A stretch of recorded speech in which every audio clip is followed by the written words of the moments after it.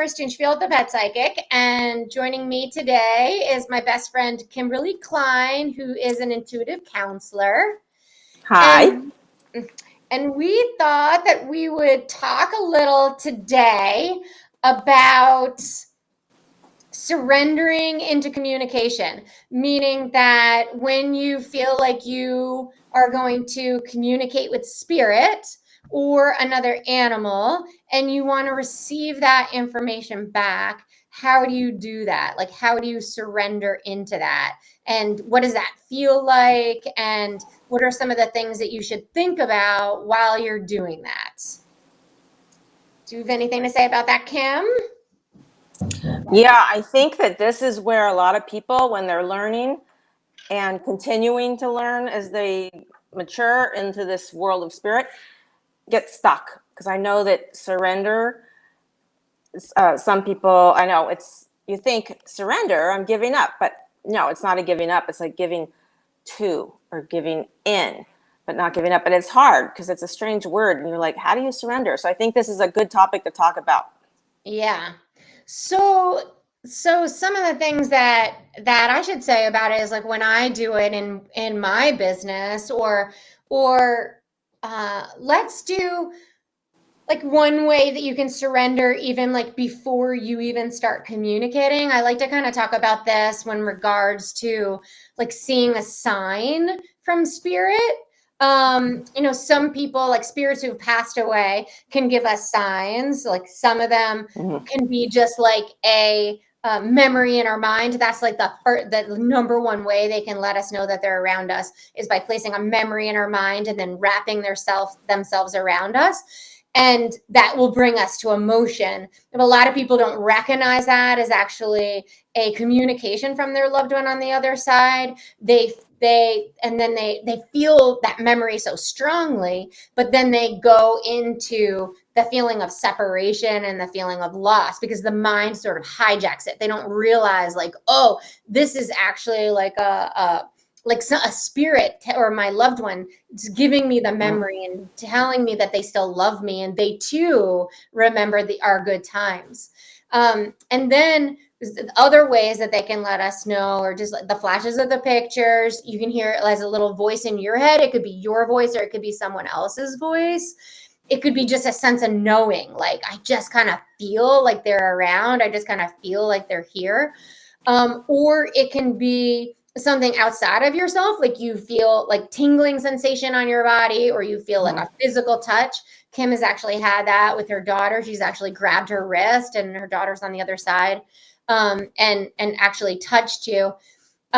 Or it could be things completely outside of yourself, like the sun coming out of the clouds, or the wind picking up and blowing, or a bird, or a butterfly, or coins, or repetitive numbers, like numbers on a clock, or repetitive numbers you see on a receipt or a license plate.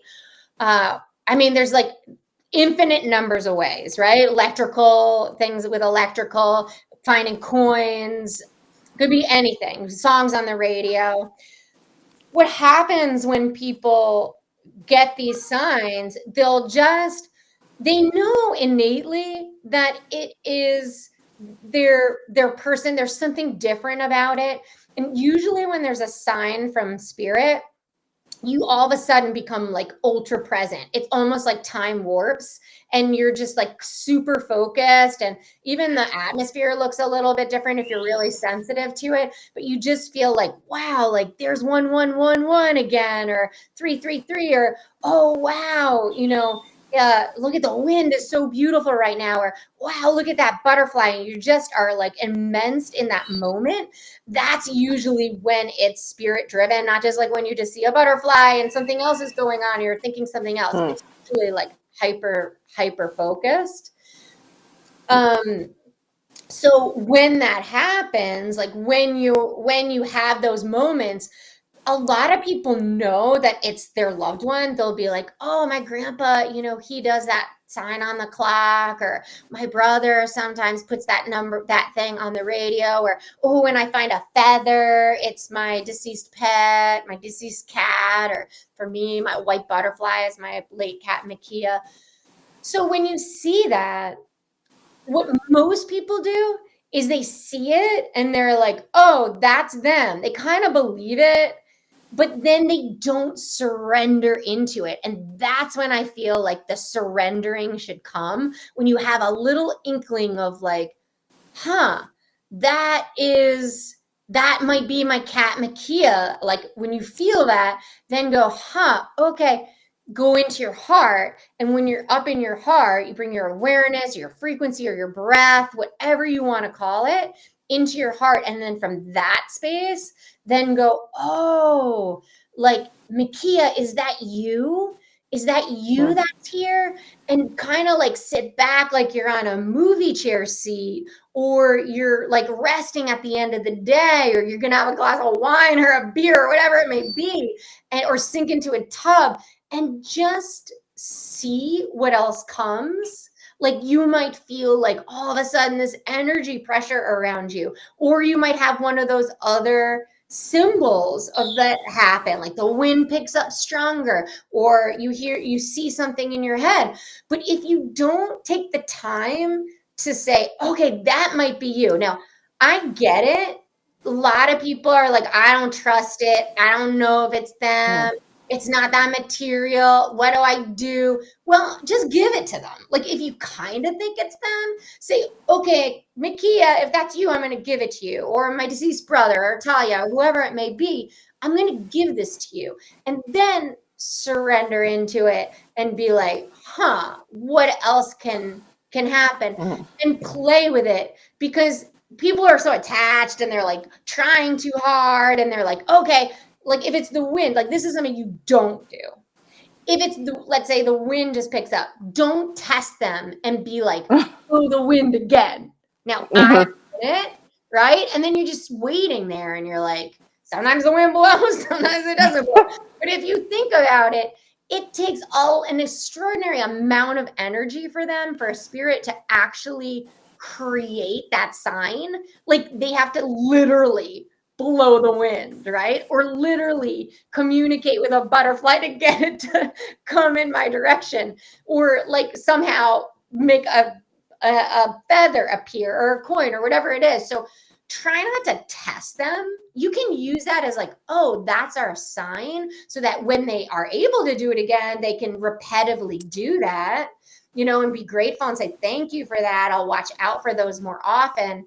But instead, like I said, sort of go back and be like, just be still and just play and be in wonder and be like, I wonder what else will happen.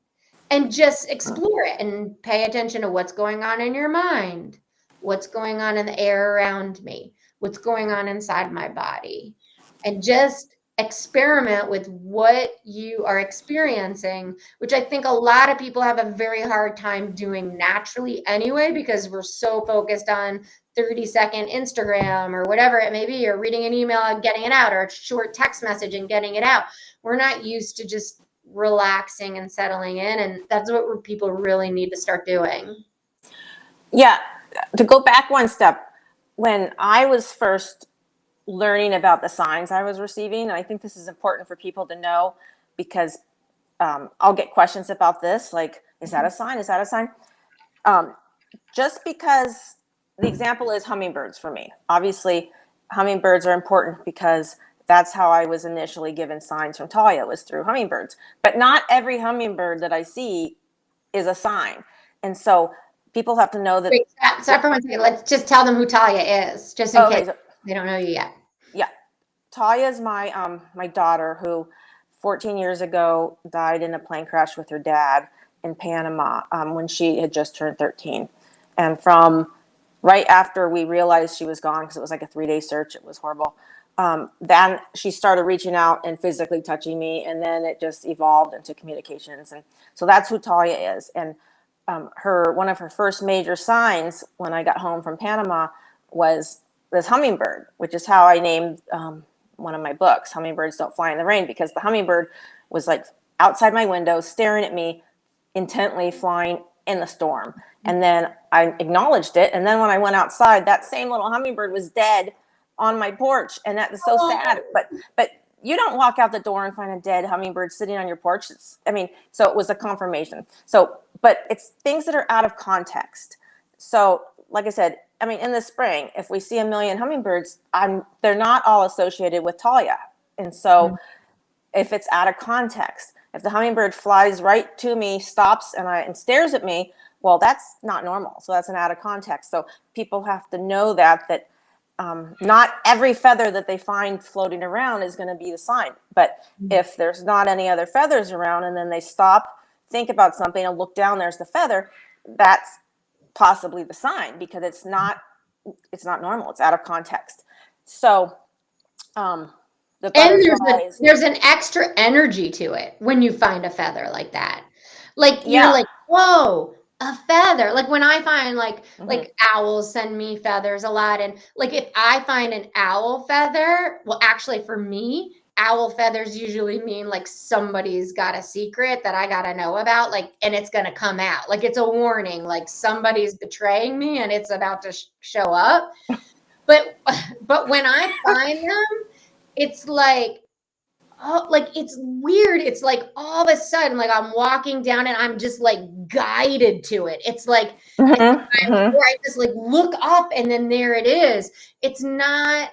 I don't know. There's a different energy about it when I find it. Then Yeah. just kind of you stumble upon something. There's more of a focused energy. And when you see it, a certain thought will come to you. Yeah. Versus if you just see things and you're just blah, blah, blah. Yeah, that's You're so right. true. It's Exactly. the energy. There's an intentional thought that also accompanies it, and your Yeah, mind isn't still kind of in its monkey self where it's going over and over again.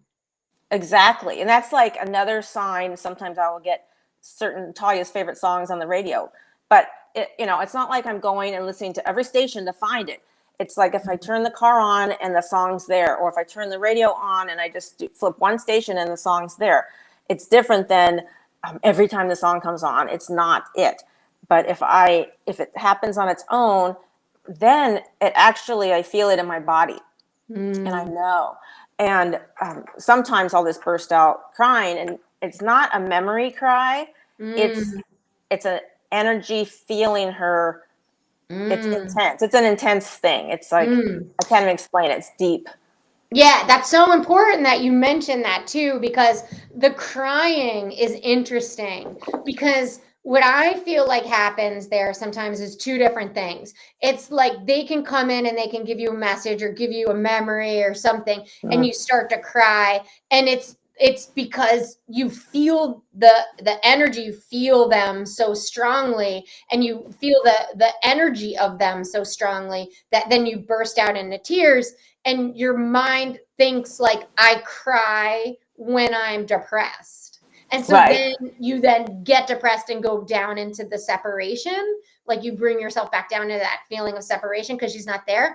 But I also feel like sometimes we cry when that happens is because their frequency is going so fast and spinning so fast that when it hits our frequency is like, oh, we have to Mm. release because we are not speeding that fast. And so it hits us at the core and then we release and we're crying. And it may not be an emotional cry, it may actually be an energetic cry.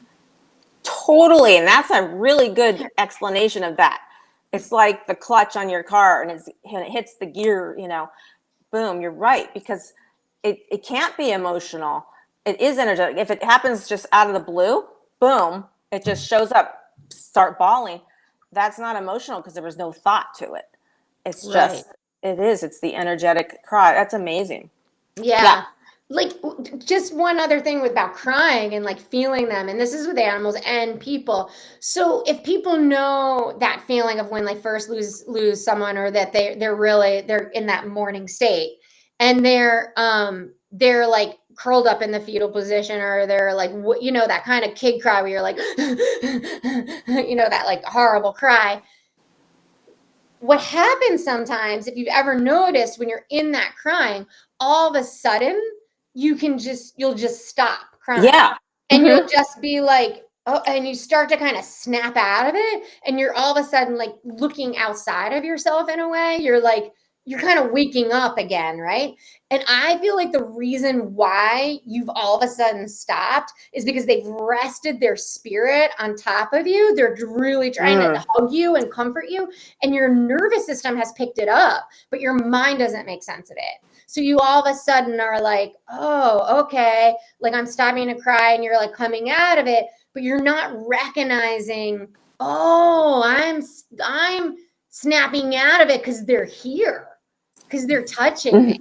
That's amazing, because it's the same thing if they were there and say the kid is freaking out, crying, hysterical, and all of a sudden the mom hugs them and they stop. It's the same thing. It's just the spirit. It's amazing. That's amazing. It's just the spirit, right? Yep. Right. Wow. Yeah. So what also I think is important to think about is kind of like how, like when it comes. So I use this analogy a lot. Like I feel like it has to do a lot with like surfing. I always think of it as like surfing. So like you're out in the ocean and there's sets. Anyone who's surfed, like there's sets that come in, and then there's a lull, and then there's like another set that comes in.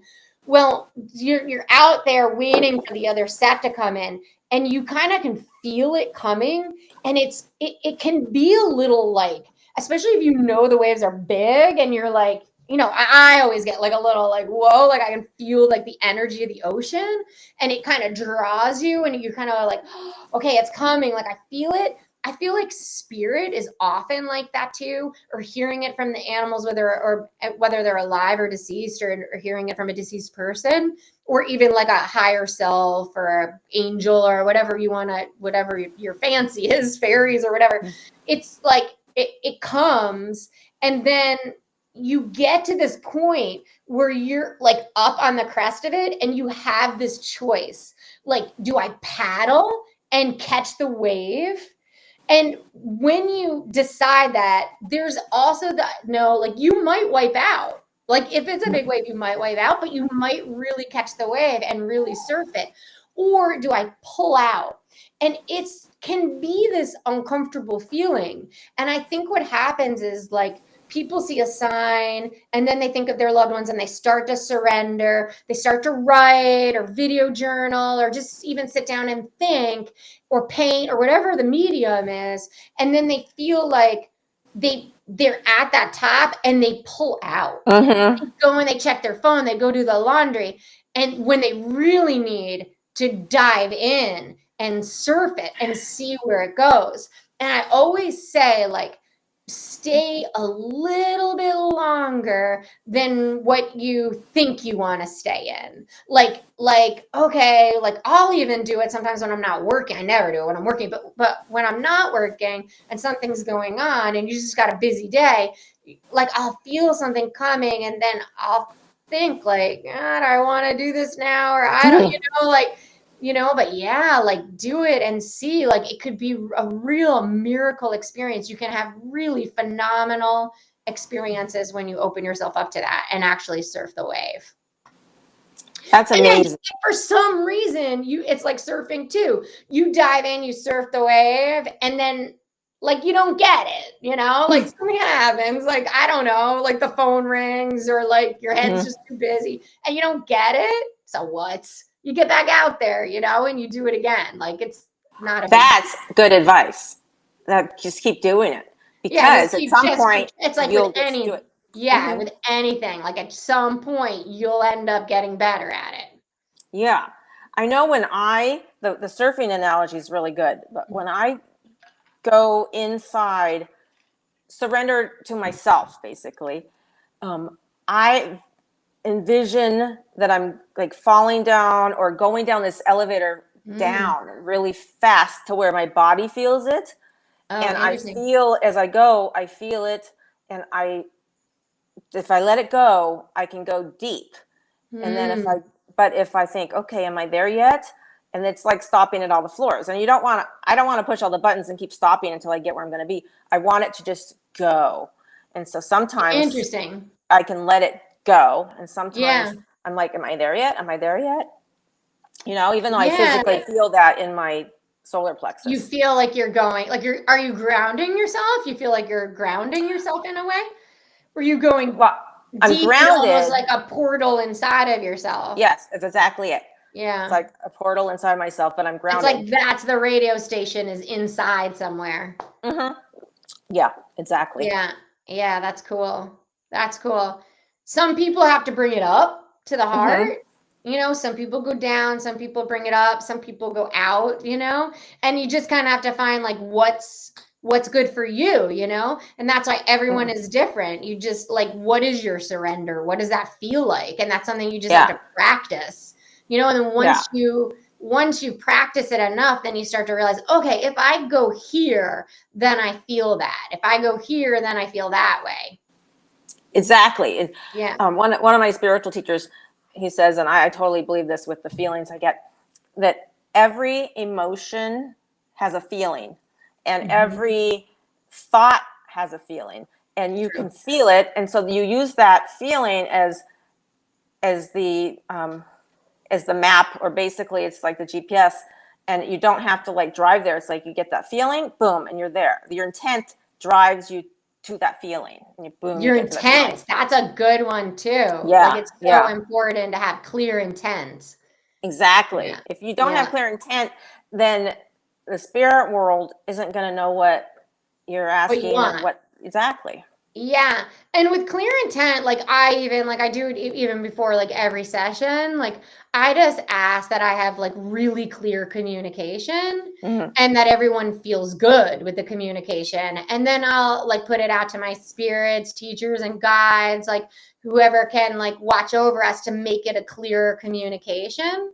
And Yeah, like you can do that too, like your ancestors, whoever it is. Like I don't even have like a particular guide in my head when I say that. It's just like I just want the best, the highest possible um spirit or the highest possible dimension of awareness to be watching over our communication and making it clear.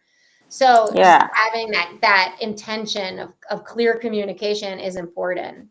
Which maybe Mm-hmm. I should also bring up like about like a lot of people are worried about like surrendering in and something negative coming in. And in some ways, I want to tell you, like, don't even worry about that. And in other ways, I want to tell you that can be a thing for sure.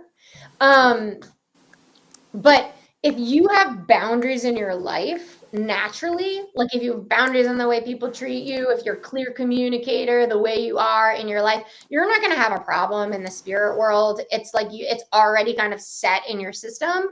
But if you feel like there's something dark out there, it really is the simplest thing just to draw in that intention and say, I just want clear communication and I want to be protected and guided. And then that's all you have to do.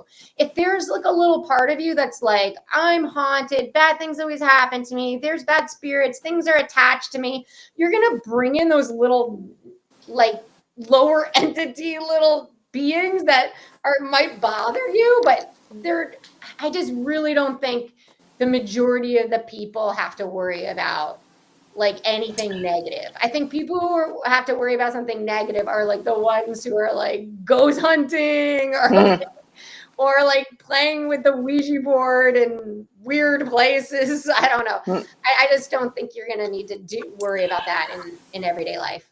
The you know how that little some people have in the back of their head, there is evil, there is this, Yeah. and that those little thoughts, it's it's basically like where your intention goes, the energy flows. So like Yeah. you just have to learn, just don't even think about it. Yeah. Don't go there, don't acknowledge it. It Yeah. doesn't It exist. doesn't exist. Boom. Doesn't Yeah, because exist. there's Yeah. an exercise that I did in one of my classes years ago, and what we would do is we would have a partner and we would hide off a path, and so and then we'd project ourselves to a different spot. So in to Mm. try to get the person to look for us where we're projecting, not where we really are. And when you're going on the path looking for a spot, I'd be like, oh, that spot, that spot, that spot. Oh, I'm going to go there. The first spot that I would think about, it's always, it happened to be the spot that the partner would go, I think you're there. And it's like, I vetoed that spot, except my energy stuck there because I thought about it first. Oh, And so it would go so, to your first spot? That's the yes, first spot where they thought you were? Oh, Yeah. isn't that So interesting? I know it was a good lesson to So what, really you would watch put your it thoughts. there and then you would put it somewhere else and then he felt like you were there? Yeah, but maybe but you also were learning tracking, so maybe he's tracking you. And maybe Well, that's his first it track. was spirit tracking, but it was spirit, it was a spirit tracking with faking him out. Okay, No, so I it was, know, but yeah. I mean, maybe he's spirit tracking you to the first place, and then if you throw Well, that's yourself true. somewhere else, if he kept doing it, he'd find you at the second place. Totally. Like you'd think you'd be That's a moving. more, Like, yeah, that's a more advanced thing, that's which more advanced. Yeah, exactly. But yeah, so, and it totally is true to do that. yeah, But yeah. for lesson number one, don't put watch where your Don't put thoughts your go. energy there. Yeah, Exactly. Exactly. yeah, Because yeah. then if the person's good, they'll track you, like you said. Yeah, yeah. I mean, yeah, I That got was other fun. things to say. Yeah, I have other things to say, but that's like another podcast. That got me Oh, off into it. Like, we this can is not talk for for about today. 4 years straight. I know. Kim and I, this is what we do like all the time.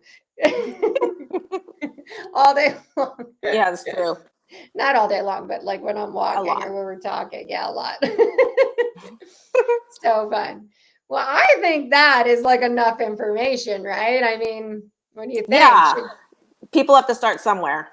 Yeah, they got to Not start somewhere and just to sort of like relax into it and to believe, really, like to trust that, well, your animals can hear you too. I mean, a lot of these people are watching me because they want to talk to alive animals, and it's the same with alive animals. Like you just got to surrender into it, sit down and kind of see like the same thing, like what's popping in my head, what do I see, what do I feel, and start to get to know yourself. The more you get to know yourself, the more you start thinking about what am I thinking and feeling at any given moment, then you're going to know if something else pops up. Like you're going to know, okay, I think this way. That's a different way than I think. Like, what is yeah. that about?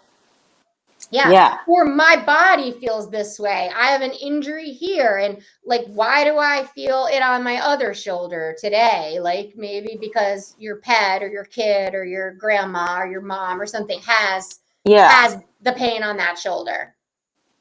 Yeah. Yeah. Exactly. How Yeah. fun. Okay, cool. Well, again, I'm Laura Stinchfield, the Pet Psychic, and you can check out my website at thepetpsychic.com. I got a bunch of books out and a meditation CD. You can find them on Amazon. Just Google Laura Stinchfield or the Pet Psychic, and all my stuff will come up.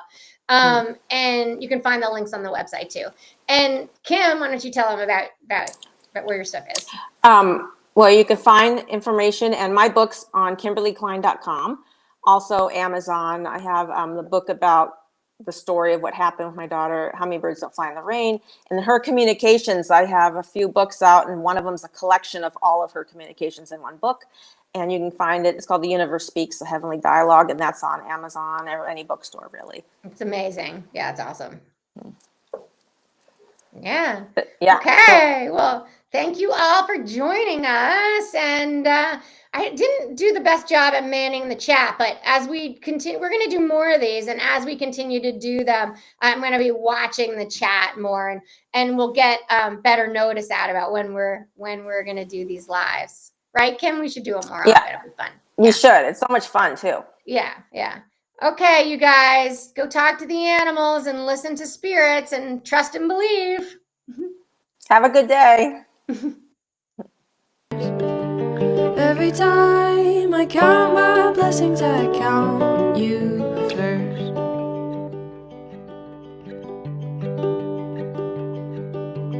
Every time I count my blessings, I count you first. Every time I count